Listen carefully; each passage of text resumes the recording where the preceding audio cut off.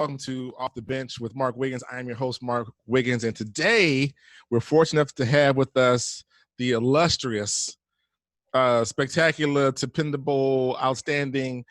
She is a comedian. I'm reading off the webpage. Comedian, author, writer, actress, speaker, MC, DJ, probably, journalist, and you fix cars, it says, well, and as a dream coach. I wish. Eunice Elliot. What's up, Eunice? How are you? I'm great. How are you doing, Mark? Good. Roll Tide first off. Roll Tide. Yes. How things down there? My degree might be in the shot. Yeah. That's casually placed there. Casually placed there with the cola and the houndstooth hat. Anyway, so how things down in Birmingham? As far as I know, we're okay, but I don't get out much. So I don't watch the news a lot. I don't really go anywhere other than Walmart and Lowe's. So but according to me, we're doing great. Right. Corey, you're doing great. This was up. I met Eunice seems to be decades ago, back making an account, speaking, and everybody was cutting their teeth early in the game. And it was definitely at least a decade ago. At least a decade ago. Again, it's amazing you stay connected with all those people from back then, or you watch them take their trails and go all the way up. Like, this is cool. But you had an interesting track when you came on board to Monster. What I remember is that you were actually a comedian. I don't know if you were full-time at that point or what were you doing. Talk to me about that part of your life when why you became a comedian or got into comedy or still practice.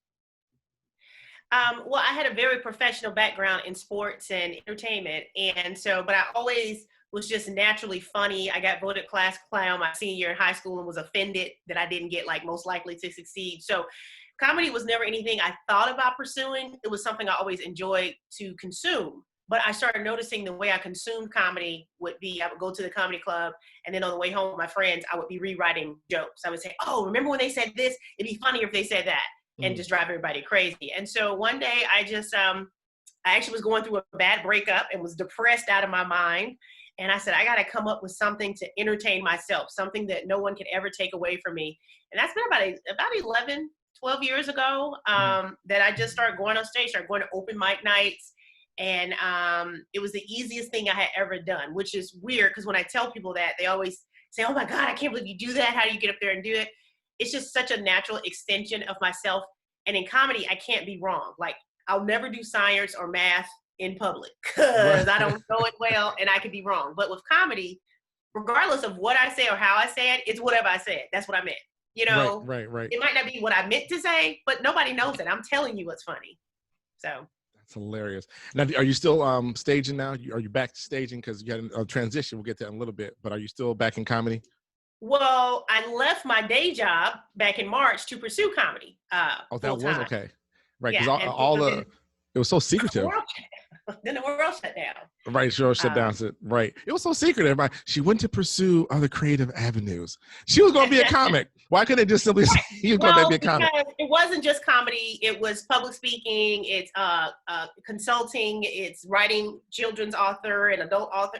So it wasn't just to pursue comedy, but all of the things that I had an interest in pursuing, I was not allowed to pursue while I was being a television news anchor. So it depends on the day. I wake up and, you get pulled in a different direction. It might be, hey, I want to write a book today, or I might want to work in the garden today, or, hey, I want to go tell jokes today. So because my personality is like that, I just wanted to give myself the freedom to be able to pursue whatever I would want to do. That's awesome. Now, I had an interesting text communique with someone who knew you from back in the day, a brother named Tony Wiley. Ah, Tony Wiley, what? Yes. You knew Tony. Huh? I didn't know you knew Tony. Tony is a frat brother of mine. Actually, we're saying okay. We met here in Virginia. He's in our chapter. So I was texting, hey, I saw him following. He said, Eunice, don't you? Yeah, man, she was my intern 21 years ago. Tony is the man. Tony is the dude. Yeah, Tony and I, it was 1999, and it's an interesting story. I always tell the story of me and Tony's relationship. I was working at ESPN, but I was living in Connecticut and was far from home. I'm originally from Alabama and just was too far from the South. And I was sending Tony Wiley my resume and emails. I didn't know him, I just, Mhm. found his name on the website or whatever, and he kept sending me these rejection letters. And one time I came to visit my mom in Birmingham, and I said, man, I don't know why the Tennessee Titans keep sending me rejection letters. And my mom was like, maybe they don't want you. I was like, I don't think that's it. I just don't believe that. And so she kind of joked and said I should just go to Nashville. And so I called Tony Wiley. I don't even know if he knows this part of the story. And I said, hi, this is Eunice Elliot. I have sent you so many resumes, but I'm actually in Nashville today. And I'd love to just be able to come by and say hi. Thinking he would say no and call security. And he said, okay. I went to Nashville. So I had to drive. I was going to have a couple appointments first. Right. And I hopped in the car, drove to Nashville. We shared a plate of nachos at a sports bar. And, I kind of told him about what I was interested in and more about my background, having worked in athletics at the University of Alabama and then going to ESPN. And 2 days later, he called me and asked me if I wanted to move to Nashville.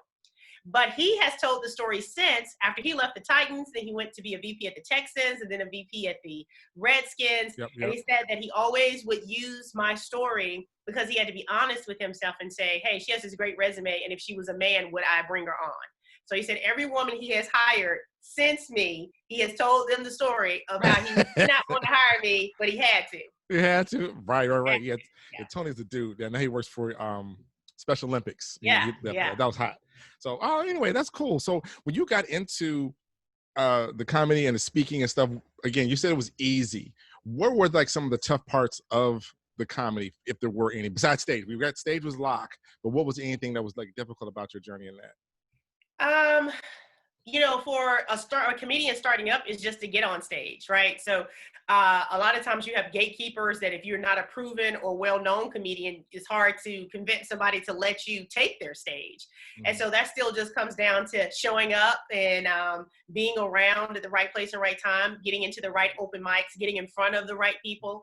Mm-hmm. The club that's my home club here in Birmingham is the Stardome. It's one of the largest comedy clubs in the country, and that's the club everybody wants to get into. The owner, Bruce Ayers, is now a huge supporter of mine, but it didn't start out that way. Mm. And I just kind of kept chipping at him, and he would give me some stage time. And he would just always say, all I need to do is be funnier, and then I want you to be funnier, and then I want you to be funnier. And so, I don't know, that seems like it's a little stressful because he usually, right before you go on stage, he said, all right, kid, don't embarrass the family. But, as a comedian, I guess there's a certain, not say cockiness, but a certain belief in yourself that you can make people laugh. And so you just go out there and do it. You just want that opportunity. But I think for most comedians, the hardest part is just getting that stage time to get better. Because you can only, it's a muscle like anything else. And so if you don't get a chance to work it out, it's hard to ever be good at it, I guess. Now that's awesome. I'm Stardome, huh? My daughter lives in Birmingham. She just graduated from Auburn. Sorry. But okay. She's down. She works down at one of the the athletic companies down there, and she's down that way. So I told her to go check out Stardome. So talk about the transition then to news. You got into television. How did you do that? And got to, I guess you were doing weather, then you became the lead anchor, then you was on top of the helicopter. I know, it sounds crazy, right? It sounds crazy. How'd you do all that? It's a crazy story. I actually, because I knew I needed to write and talk for a living since I was very young, I majored in journalism at Alabama. But once I started writing for the school paper and the yearbook and doing internships, I realized that I didn't like doing bad news. And so I went towards sports. So that's how I ended up in the sports world, because I enjoyed athletics. I enjoyed it the more I enjoyed the stories behind the games, and I enjoyed the stories of the athletes before you saw them on game day. So that's why I pursued that avenue. But I was living in Atlanta, and I would always try to pitch these, once I started doing stand-up, pitch these up segments to news stations to say, hey, I can come and do a funny segment about this or whatever. And so I was on the radar, had done some segments with the NBC affiliate here in Birmingham, even though I was living in Atlanta. And so they would have me come back and guest host if somebody was on vacation or whatever, like their little daytime program. And so when the opportunity came up, I was kind of top of mind. They reached out to me and said they wanted to add a traffic reporter to their morning show, add some personality. And I was like, okay, I had never done daily television at that point. I was 38 years old, and I'm like, okay, they just gonna pick me up off the street and put me on TV, and they did. They did. And it was one of those things. I think I became really popular because you could tell they had just picked somebody off the street and put them on TV. So I think there was a novelty thing of people saying, y'all seen that traffic report on Channel 13 or what she said or what she did. And I was like, I remember they said, we want to be in the Eunice business. And I was like, who do they think I am? Because they might not mean that. And so from doing traffic, I just got popular. And they had me fill in one day on the news desk to anchor. And I told them, I do not want to anchor. I don't want to do any bad news. I'm here to add laughs and personality. And they kind of forced me to do it. And then I kind of kept filling in. And then when a permanent position opened up, they offered me that position. And so it was a shock because I didn't do the traditional route of like working at a lot of different stations or even being a reporter. I went from being a traffic reporter for about a year and a half, 2 years before I became promoted to the main anchor on the morning show. Wow. Now, did you get any hate from those who took the traditional route that looked up and one day you're doing the bathroom, next day it's the fries? Did you get any hate coming at you? What? I will say yes and no, because I feel like to get hate, you have to be open to receive it. And I'm not generally open to receiving hate. Fair. But I did have moments of hearing XYZ, but this is the thing that I understand. I'm somebody who can understand someone else's position, even though it's not mine. I'm very empathetic to people. So if you were there for 10 years and I was there for 2 years and I got this opportunity that maybe you thought you wanted, or you did not get it because of me, because I just got here. Right. Right. And so I understand why I might be the focus of a negative feeling, but everybody's opportunity is so unique to them and timing is so unique to their own journey that I never really received hate because, that was just my opportunity in my journey. Right. And unfortunately, if you got hate, it's going to turn into a storyline. And it's going to be a joke. So you just might as well leave you alone because it's not going to come out good for them. That's what's funny. It's so whatever. Now you've been. I think one person tried to offer me a negative comment when I got promoted, and I said, I would be a weird person to care about somebody being upset that I'm making more money. Like that'd be weird of me. What? Who would I talk to about me making more money though? What? Okay, girl. Not my problem. I know that's right. So that's dope. So you got this great journey. So now you said at the beginning of the show, you said you had just transitioned out of television. Yes. After 6.5 years, I left my news anchor job. Ironically enough, I went to them back in October because I was just having more of a creative pull on me. And then honestly, a lot of people don't watch the news because it's so depressing. So it's hard to imagine doing the news for 4 hours a day, every day. I mean, it just kind of starts weighing on your spirit, especially when you're somebody who wants to make people laugh and be light and bring joy to the world. And so the more that I was respected as the main anchor, I'm getting called in to do the funerals. I'm getting, and I'm like, wait, how did I end up here? And I had to just have an honest talk with myself. And I had an honest talk with management. And I just said, there's just other things I think I would love doing more than this. And so it wasn't that I hated the job. I just felt the pull think about it. I'm a writer and a producer and I'm very creative, but I'm on TV 4 hours a day and I have not said one word that I've written. That will wear on you. And so I just wanted to be able to kind of get my own thoughts and my own heart out to the world. So that was in October, and then my last day was the beginning of the pandemic. So I don't know what's about to happen, y'all, but I'm out. Thank you. Good night. So talk to me about this. Let's stay in this point for a minute, because I know on your dossier it says dream coach. What do you tell people about that? You said some very interesting things about that weightedness on your spirit to go do something, but you're doing something else. How do you coach people, or what do you advise people to do in that moment? Well, the Dream Coach the Dream Coach series is actually something that feeds me. I do it for selfish reasons, because I actually believe the more that everyone else is attached and working towards their dreams, the better the entire world and planet will be. It's an energy thing. So I need everybody to be in their purpose. So what I generally will let people know is that I know you have a dream. You might not even remember it just because of life circumstances and situations. You may have had to defer it. But two things that I encourage people to do if they say, well, I don't even know what I want to do, because I say it's what you would do every day for free. That's part of a way to identify your dream. Or think back to what you used to do as a child and you used to get in trouble for the most. Mine was talking. So I knew I needed to talk for a living. And so a lot of times people are able to kind of trace back to, oh, you know what, I used to do this, or I used to love to do that. But they say, well, I can't talk about what I would do for free because I got kids, I got a house, I got responsibilities. Well, whatever you're doing to take care of those responsibilities, that's fine, maintain that. But you got to feed the dream because it's never going to go away. And what I find is we're most intimidated by what we want most. And so that's why it's easy not to pursue it, because most people would rather feel like, well, I didn't achieve that because I never tried, versus the heartbreak of, man, I tried and I failed. Mm. So I feel like the failure is in not trying, not in trying and it not working out. It just means you try again and you try again. The only difference between a successful person and a so-called unsuccessful person is that the successful person did not stop when they failed. Wow. That's some good stuff right there. That's some good stuff. So now you moved on back into your creative space, your zone, the universe is lining and everything because you home and not out running the streets. And now you're working on stuff. So Yeah. you come out with your project, your newest book. I always get the names backwards. Is it Sugar and Sugar Bella? loves Bella. Sugar Loves Bella, because Yeah. I may just flip that. So talk to us about I think what the that book. might be casually on display back here on the bookshelf as well. Shameless plug. And where can they buy it? If I wanted to get one, where would I go?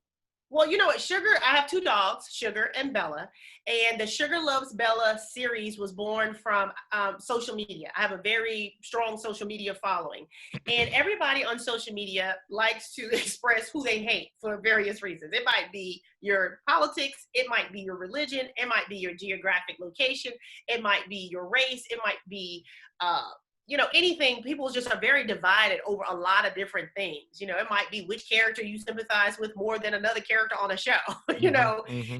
But when I would post pictures of my dogs, Sugar and Bella, all of these people that I would see be so divided would all be on that thread of, oh, look at them. Oh, that's so sweet. And so it was this commonality. And we see every day, sadly, people have more compassion for animals than they have for each other. Mm-hmm. So I thought, what if I could use my animals to tell stories of empathy and inclusion and love and acceptance and understanding? One, to get it to the kids, but obviously an adult would have to buy it for a kid. And so I want them to get the message too. So the first book in the series is called So Much Love to Give. And it's about when I just had the one dog, Sugar, and how she loved to run and play and take naps, but she was lonely. And mommy brought home a friend, but they looked so different. They were different colors, sizes, breeds. But the new puppy loved to run and play and take naps. And then they loved to run and play and take naps together. And they loved each other so much, they never thought about how they were different again. Basic, And so I want people to understand that. We all just want to run and play and take naps. It doesn't matter what breed, what color, what size, what shape. We all want the same things. So it's just my way to kind of try to get those messages that are meaningful to me out into the world. Wow, that's awesome. That's awesome. And so you said there's going to be a longer series of right now books. Are in the series, yeah. Tim, all be about Sugar and Bella? Yes, Sugar Loves Bella is the entire series here. So I happen to have one right here. You can go to sugarlovesbella.com, or you can also order it off Amazon. Okay. And it's illustrated, and it also has all these beautiful illustrations of my actual two dogs. Here's what they look like in real life. Mm-hmm. And in the back, it also has coloring pages. So it's interactive, where you can color Sugar and Bella yourself or your kid. Oh, that's right. Or you or your kid, some of that work. That's awesome. I like that. Yes. Should be a good series. Definitely. I have a second book coming out. Speak to it. Yes, an adult book. It's a book based off of advice and information my mom gave me growing up that I think prepared me to just go out there and take the world however I wanted it. And I said the word advice just now, and I need to correct that. It's really a permission book. My mom always gave me permission to be me. So an example of the name of the book is 10 Things Your Mama Never Told You, But Mine Did. And chapter 1 is, you are so very special, but remember, you ain't special. Love, Mom. And that's just how she raised me. There's nobody like you in the entire world. So there's a confidence in not comparing yourself to anybody because you're the only one, but also don't nobody care. You're going to have to work harder than everybody else to be great and to be happy. So each chapter is something she would tell me, and I kind of flesh out the examples of how it showed up in my childhood and how it served me into adulthood. What was the best piece of advice your mom gave that she didn't tell nobody? Nobody else's mom did, but yours did. Which was the best piece of advice? I don't know if this was. My mom always gave us permission to laugh at ourselves and not take ourselves so seriously. And I think that has a way of spilling over into a lot of different things, whether it's, in business or just in life. We can always laugh at ourselves. We grew up poor. My mom's a single mom with 4 kids, and we shop at a thrift store, and we have these hand-me-down clothes, or might forget to take the staples out from shopping at the thrift store, and some kids will make fun of us. And we come home. I remember one time coming home crying. This is actually in the book. Crying about them making fun about me forgetting to take the staples out. And my mom said, if this was about somebody else, or they said it about somebody else, would you laugh? And I'm like, yeah. She was like, well, you stupid for crying, and then laugh. Like, Ooh. just because it's about you don't mean it's not funny. And it Mm. was this relief of, oh, so I can still laugh even though it's about me. Now the problem with being able to laugh at yourself so easily is that you are that much more inclined to laugh at other people. Right, right. And they didn't get that lesson. So I had to put that as a chapter in the book so people understand, I promise you, if this happened to me, I'd be laughing too. This is not just, I just, don't take yourself so seriously. It's okay. Nice. Now, so one last couple things I want to ask you, then I'll let you get back to Sugar and Bella. Talk to me about your podcast. That your oh no yes no girl. Oh no girl yes, which is short for oh no he didn't girl yes he did. Now, how did that come about? It's about dating. It's about dating. Yeah, it's about dating and relationships. I'm a single woman. I'm 40, just turned 45. Never been married, no kids, never been close to either. Mm-hmm. And it's one of those. It was inspired by my most recent breakup last year, where the gentleman I had been dating, we were fine, hadn't had any problems, hadn't had any arguments, but he texted me to break up with me while I was on the air doing the news. Ooh. Oh no, he didn't. No, yes, he did. And I'm a communicator by nature, you know, one being a journalism major, but also a Gemini, you know, I want to talk things through. And so because he and I talk so much all the time, every day, I couldn't understand why he could have just had a conversation with me. I'm not going to say, oh no, we have to be together. I'd be like, okay, I appreciate you sharing that, you know, kind of thing. And so I wrote this email for 3 days to send to him.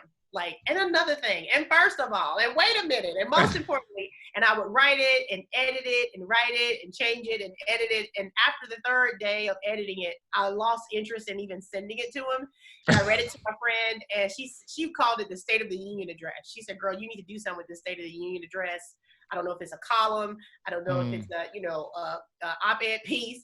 And it became the podcast, and she's actually my podcast partner. So we just celebrated a year anniversary. We've had over 14,000 downloads. Oh, nice. And we've had an interesting audience. It's not just single women who like to listen to our podcast. Men listen to our podcast. It is not a male bashing podcast by any stretch, but mostly couples, because the things that we talk about on the podcast, our experiences or situations, couples are able to have those conversations without being defensive. Like we had one episode that was really popular with couples about where's your space bar? Like when someone says, I need space, that means so many different things to so many different people.